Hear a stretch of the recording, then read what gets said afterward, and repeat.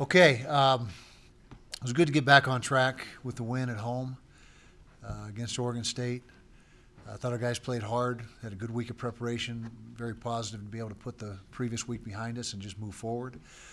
It was not our best game of the season. You know, we played on offense. We played efficiently, didn't put up big numbers, but we were efficient, didn't turn it over. Defensively, we played exceptional in the red zone. That was probably the biggest key to the game, is our red zone defense. And our defense has played outstanding all year in the red zone.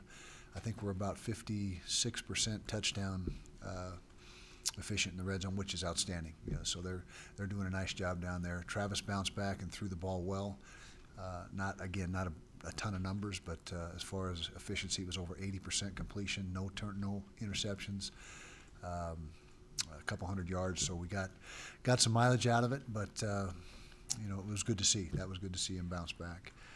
Special teams were solid. Tom Hackett punted the ball extremely well. Andy Phillips nailed all his kicks. The coverage units were good. Kickoff coverage was good, and so overall a solid game. Good. You know, again, the win is what we're most concerned with, obviously, and coming out of there 7-1. So now it's on to the Huskies. They're probably playing their best football of the season. Had a great game against Arizona, just hitting on all cylinders and really had their way for the entire 60 minutes. So we got a big challenge. You know, it's up at their place. And Washington is the one team that we have not beat yet since we joined the Pac-12. So that's a challenge for our guys right there to step up. Questions? Devonte Booker needs 34 yards to get his second straight 1,000-yard rushing season. Can you just talk about his consistency and not just this season, but last season, what he's meant to your offense? Yeah, Devonte Booker obviously is the focal point of the offense. He's you know what you're going to get pretty much every week. He's going to, you know, he runs hard. He's an exceptional receiver out of the backfield. He cut another 4 or 5 balls Saturday night out of the backfield. I think he had 25 carries, right around 25. So he was about 30 touches, and you know, he's a guy that we count on every single week to deliver, and he does that. And you know, hopefully he goes over 1,000 yards this week. You'd expect him to. He's knocking at the door there. So this will be the second straight year that he's over 1,000 yards, and he just got to keep going. And he's our guy. He means a lot to this team. Chris Peterson obviously has gotten the better of you in the last 2 matches. What do you kind of see about sort of the consistency of his coaching style, what his teams are like every year, and why his teams have been so good against Utah? Well, first of all, he's an exceptional coach. You know, he had that great run at Boise, and now, of course, he's up at UW getting his stamp on that program.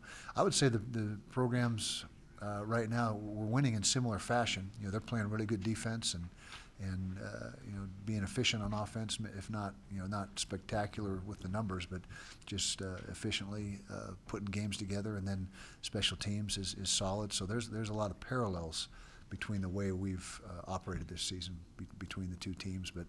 But Coach Peterson's an exceptional coach. Like I said, I've always had a great deal of respect for him, and he's one of the top coaches in the country.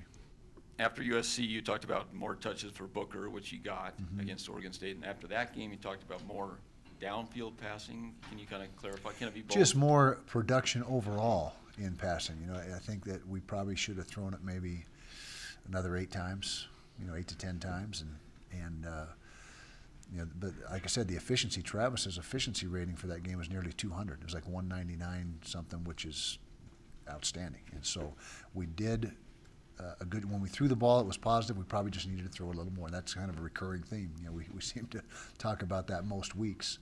But the biggest positive of the game was the 0 turnovers. When we turn the ball over 0 times, we have a very good chance of winning. Speaking of turnovers, the defense hasn't forced any in 2 weeks. Right. We're saving them all up for this last stretch. Yeah. Did anything jump out in the film after this game on why there wasn't any turnovers forced? No, nothing jumps out. You know, we're still doing the same things weekly in practice and during the game to try to create takeaways.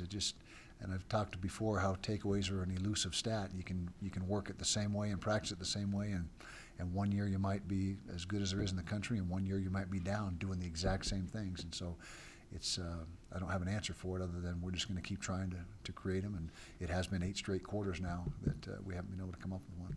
Since Harrison's sitting right there, He was third string at one point. Injuries have opened the door for him, but he's Right. in the end zone. You've invited him here. What's he doing now that maybe you didn't see a couple months ago out of him? Nothing. He's just getting opportunity. You know, he was behind Evan Moyai and then Siale Fakaloa-Tonga, and with both those guys out, it was Harrison's opportunity to show what he can do, and he's making the most of it. And you know, he's held down the fort. He's made some big catches. Still needs to get a little more physical in the run game. He'll be the first to tell you that, but he's coming along. And right now he's got a real sore fingernail, so we're real concerned about that. So is that fingernail doing okay? You want to show it to him? We usually don't talk about injuries, but there it is, the fingernail. So we broke protocol. Chase Hanson's had some good plays on defense this year, including, I think it was the sack last week. Right. Are you seeing more production out of him? Are you liking what you're seeing on the defense, and is there a future for him? Without a doubt, we're liking what we see out of him, and he's going to play a bunch this week, a bunch. And the future for Chase will be up to Chase. I think he's going to be a fine quarterback if that's the direction he wants to go. He has fallen in love with the safety position. The short version is after the season, we'll talk to him, see which way he wants to go, and whichever way that is the direction we'll go. And he's going to play for us somewhere next year full time, and it just depends on where he wants to be.